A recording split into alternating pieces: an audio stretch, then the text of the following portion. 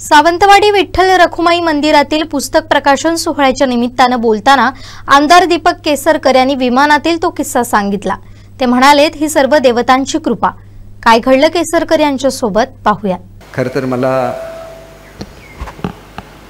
तब्येतीच्या कारणामुळे जास्त वेळ बसायची परवानगी नाही, म्हणून मी तेंडुलकर साहेबांना मागितलं की मला जाण्याची परवानगी द्या, कारण मला 15 तारीखपर्यंत बेड रेस्ट सांगितली होती।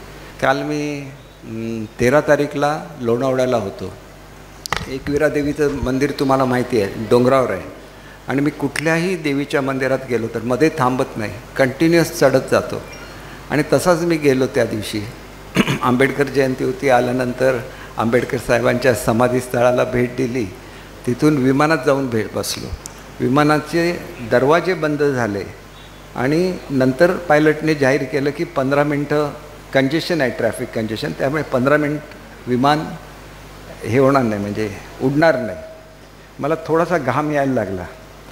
मी म्हटलं की हे देवाचे संकेत आहे की मी विमानातून उतरलं पाहिजे। विमानातून उतरलो, थेट हॉस्पिटलमध्ये गेलो, तिथल्या तिथं एन्जिओप्लास्टी केली, तर 100% ब्लॉकेज होतं, म्हणजे कुठल्याही क्षणी मला हार्ट अटॅक येऊ शकला असता।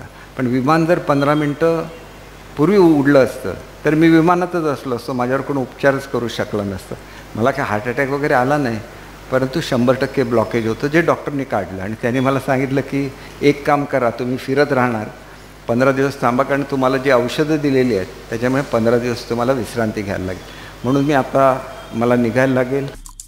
आमचे दिवसभरातले सर्व अपडेट्स, ताज्या घडामोडी आणि थेट लाईव्ह पाहण्यासाठी सबस्क्राइब करा, लाईक करा कोकणचं नंबर 1 महा चॅनल कोकण 7 लाईनचं YouTube चॅनल।